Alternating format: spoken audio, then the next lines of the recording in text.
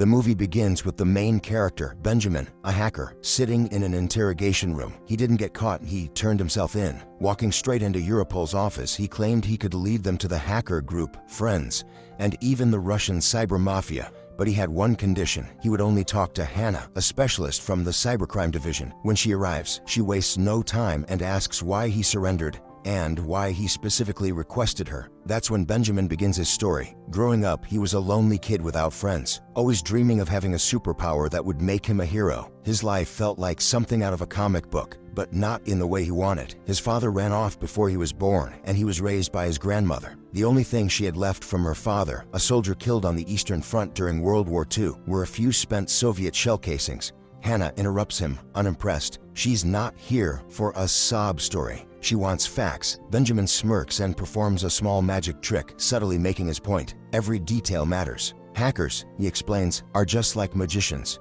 Both rely on deception. At 14, he discovered programming, and soon after, he realized he had a talent, not for creating things, but for breaking them. Hacking became his superpower. In the dark corners of the internet, which he visualizes as a subway car filled with masked figures, Benjamin is known as "Who Am I?" But there's one hacker above all, Mr. X. He's a legend, the best of the best. His claim to fame, a guide on how to buy the stimulant Ritalin without a prescription. He also preaches the 3 golden rules of hacking. "Bu system is safe, anything possible."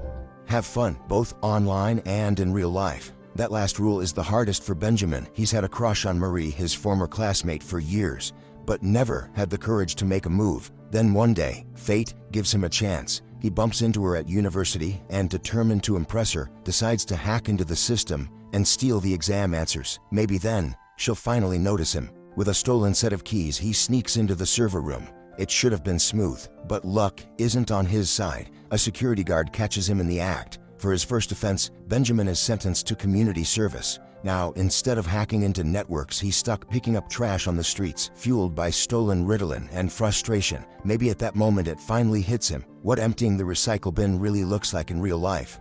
During a smoke break, Benjamin meets Max, a guy with an effortless confidence that makes him instantly magnetic. Max doesn't sugarcoat things. He tells Ben straight up that life isn't unfair. He's just a loser. Surprisingly, Ben opens up, admitting that he hacked the university's server. Max's quick, pointed questions make it clear he knows exactly what he's talking about. A mutual respect forms between them, and just like that, Ben finds himself with an invite to a wild party. Following the 3rd rule of hacking, have fun both online and in real life, Ben decides to go. The party is chaos. Drunk students, flashing lights, and a haze of substances fill the air. But this world isn't his. He doesn't fit in here. That changes when Max takes him upstairs to meet 2 other hackers, Stefan, a programmer, and Paul, an engineer. Together they form a team, but they're missing one key role, a coding expert. That's where Ben comes in. To prove his skills, he hacks into the city's power grid and shuts down the electricity in the entire district. Suddenly, the party is thrown into darkness and chaos erupts. When the police show up to break things up, the group bolts. Turns out, this isn't Max's house after all. Somewhere in the chaos, Ben runs into Marie. She looks at him, recognition flashing in her eyes. They went to school together. But before anything more can happen, everyone scrambles in different directions. The next time Ben and Max meet, Max shows him another side of hacking, social engineering. He walks into a cafe, finds an old receipt in the trash, and with enough confidence and a well-placed complaint, walks away with 2 free donuts. He hands them to a homeless man outside. It wasn't about the food, it was about proving a point. People are easy to manipulate, you just have to know how. The crew soon moves on to their next mission. They steal a van and head straight for a neo-Nazi gathering. Stefan and Ben are the ones who go inside. No other volunteers for this suicide mission. Armed with a thrown-together invitation and an overdose of confidence, they bluff their way into the event. While Ben sneaks over to the laptop on stage, Stefan climbs up and secures a small projector. The rest of the team waits in the van. Then, the plan goes live. A parody video mocking Hitler plays on a massive screen, throwing the entire gathering into chaos. The neo-Nazis explode with rage, searching for the culprits. As they rush to trash the van, the hackers are already long gone. Their first mission as a team is a success. Back in the interrogation room, Hannah is skeptical of Benjamin's story. He leans in, smirking, and casually drops her insurance number, personal history, and even some highly sensitive medical details. He's not just talking, he's proving a point. Everything he just revealed about Hannah, he got it from her computer. Meanwhile, Ben's house turns into Clay's headquarters. Riding the high of their success, the group decides on a name, an acronym for Clowns Laughing at You. Their motto, hacking isn't about money or power, it's about chaos, fun, and proving that no system is truly secure. Their next stunt happens on a rooftop. They tap into a financial communications network, hack the stock exchange, and, just for laughs, manipulate the price chart into displaying an obscene hand gesture. It's reckless, absurd, and completely pointless. But it works. With every new hack, they up the stakes. They infiltrate company after company, posting videos of their pranks online. Soon their clown mask logo is everywhere. News outlets report on them. The internet loves them. Clay is becoming a phenomenon, but it's still not enough for Max. He doesn't want to be an internet meme. He wants respect. He wants Mr. X, the legendary hacker, to acknowledge them. But Mr. X doesn't even know they exist. Meanwhile, Agent Hannah is deep into her investigation of a bank hack. The suspects, a group called Friends, rumored to be tied to the Russian cyber mafia, the same organization that will soon manipulate the US presidential elections. Then, out of nowhere, Mr. X reaches out to Clay. He sends them a classified Europol report, Hannah's investigation. The document dismisses Clay as harmless pranksters, not a real cyber threat. And, to drive the point home, Mr. X sends them a set of rattles, mocking them as nothing more than children playing in an adult world. For Max, it's a slap in the face. Determined to prove themselves, the group plans their biggest stunt yet, an impossible hack that will put Clay at the top of the darknet's food chain. Their target, the intelligence agency's server. This is not a prank. They infiltrate a paper processing facility, looking for any lead that could get them inside. A simple greeting card signed by an entire cleaning crew gives them the perfect blueprint. Using this, they craft a phishing email. The unsuspecting manager, responsible for janitorial staff, clicks the malicious link, unknowingly giving Clay access to the system. Fake IDs, disguises, and a little social engineering later, the group walks right through the agency's front doors, posing as cleaning staff. It's the most sophisticated hack they've ever pulled. Every move is perfectly executed. But as Ben connects to the agency servers, he hesitates. Then, in a split-second decision, he goes beyond the original plan. Instead of just leaving behind a joke, he downloads classified intelligence. Hours later, Clay is celebrating in a nightclub. Ben runs into Marie again, but the moment is ruined when he spots her kissing Max. Betrayed and humiliated, he leaves without a word. Fueled by anger, he does the unthinkable. He reaches out to Mr. X and hands over the stolen intelligence. In an instant, Ben, not Max, becomes the one worthy of Mr. X's recognition. Back at Europol, Hannah receives an urgent report. The intelligence agency server was breached. A new name is attached to the attack, Clay, the same group she once considered harmless. Later, Hannah examines the body of a hacker from Friends, shot dead, presumably by the Russian cyber mafia. The next morning, Ben's teammates storm into his place, furious. Arguments explode into a fistfight. Meanwhile, Paul watches a news report on the murder, revealing a disturbing truth. The dead hacker was actually an informant for law enforcement, a Trojan horse inside Friends.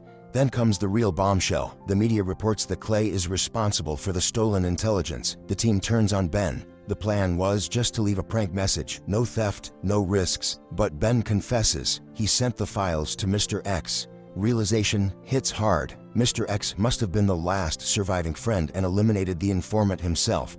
With no other option, Clay makes a bold decision. Track down Mr. X and hand him over to the authorities. If they pull it off, they might salvage what's left of their reputation. They log in from a public library. Hannah's agents monitor their activity just as Mr. X invites Ben into a private chat, sending him a mysterious file. The moment Ben downloads it, law enforcement storms in. The hackers scatter. Ben barely grabs the flash drive before slipping away. Hannah spots a figure in a clown mask among the bookshelves. She gives chase, but the masked figure dives under a table, evading capture like a mischievous schoolboy. The failed operation costs Hannah the case. She's removed from the investigation. Meanwhile, during interrogation, Ben admits what Mr. X wanted, to plant a Trojan inside Europol's servers. But Clay had their own plan. Infect his system instead. First, they need access to Europol. To erase their tracks, they burn down Ben's house and head straight for Europol's headquarters. Infiltration proves harder than expected. Every plan falls apart.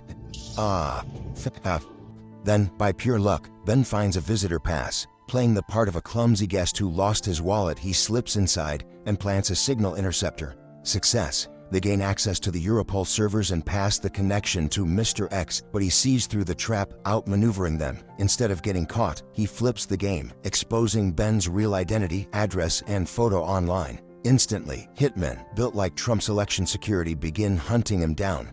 Ben barely escapes, but when he returns to his hotel, he finds his teammates murdered. During interrogation, Ben places 3 bullet casings on the table. 3 shots, 3 friends. He offers Hannah a deal, witness protection in exchange for Clay and Mr. X. Meanwhile, in the darknet, rumors spread. Mr. X betrayed his own people, handing friends over to the feds. Confused, Mr. X searches through anonymous forums trying to understand what happened. Then, in the middle of the digital chaos, his clone appears. Someone has stolen his identity, using his account against him. As the fake Mr. X removes his mask, it's not an imposter at all, it's Ben. He played his idol, uncovering his real identity, an ordinary scrawny American teenager who didn't even finish high school. Seconds later, the FBI storms in and arrests Mr. X. Hannah informs Ben that soon he'll be free, with a new name and a new life. But as she drives away, doubt creeps in. Something doesn't add up. She revisits his burned-down house. It's still standing, completely intact. She questions Marie, but the girl insists she hasn't seen Ben since school. The final piece falls into place when she talks to his family doctor. Ben's mother suffered from dissociative identity disorder, and it's hereditary. Worse, Ritalin, the drug Ben takes, can amplify symptoms. Visiting his grandmother confirms her suspicions. The bullet casings he placed on the table, they weren't from his murdered friends. They were old Soviet rounds, relics from World War II. Ben's teammates never existed. They were fragments of his mind, personalities he created, each one embodying a trait he either had or desperately wished he had. Every hack, every break-in, every operation, it was all him. Alone. His mental instability makes it impossible to put him in witness protection.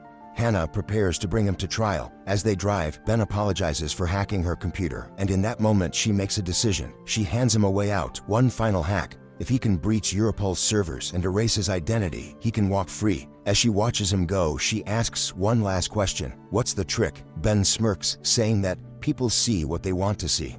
And just like that, he disappears into the world. But a flicker of doubt crosses Hannah's face. In the final scene, a transformed Ben stands on the deck of a ship, the ocean stretching endlessly before him. Footsteps approach from behind. Marie, followed by Max and the rest of Clay. The truth unfolds, the entire story about dissociative identity disorder, a carefully crafted illusion, a perfect con designed to manipulate Agent Hannah into granting him access to the servers so he could erase his compromised identity. And the best part, he barely had to do anything. A little staged breakdown, Marie playing along at just the right moment. And the rest, that was all Hannah's own mind filling in the blanks. The greatest trick ever pulled. Pure social engineering at its finest.